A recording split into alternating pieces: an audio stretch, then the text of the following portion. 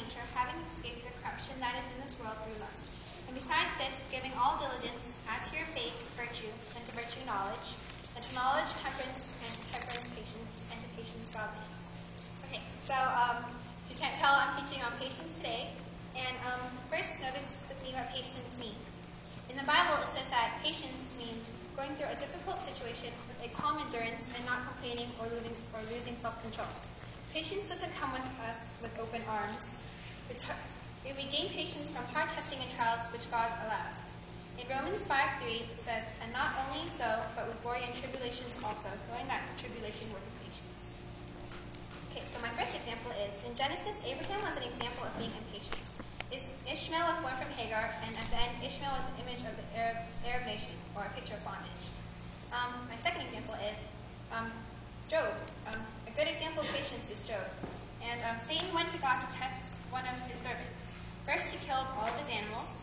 Then he killed all 10 of his children. Then he got boils, which are like red, pus-filled, lumps that are tender and warm, and like it hurts. And then finally, his wife left him.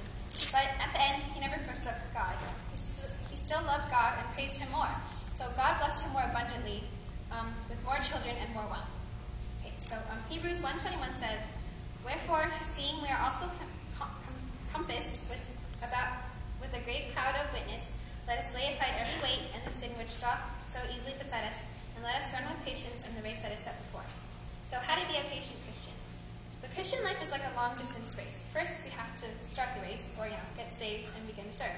Running a long-distance race can be painful, exhausting. Right, Shirley? Right. Yeah, that's our cross-country runners. Winnie, who are you? Right, Winnie? Yeah. Okay. And my first example is, I hope you like the drawings. Yeah. It's a little stick figure, and you see all these people. This is the beginning of our Christian walk, and we never start alone. So notice all the YFers that are here today. Look around you. You're not alone, right? It's not just you and me. So yeah. So we never run the race alone. You always have your fellow peers and our loving sponsors who are ready here to give godly advice. Second, we have to dress for the race. It says, "Let us lay aside every weight and the sin which doth so easily beset us." Runners don't wear hiking boots and heavy clothes and all these layers.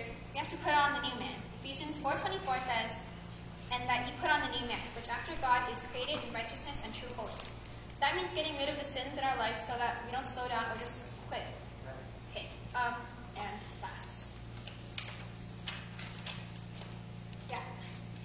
And this is keep your eyes on the finish line. So you notice our model here, looking into Jesus, the author and finisher of our faith, who for the joy that was set before him endured the cross, despising the shame, and is set down at the right hand of the throne of God. And that's Hebrews 12:2. Runners have to keep all their eyes on the prize.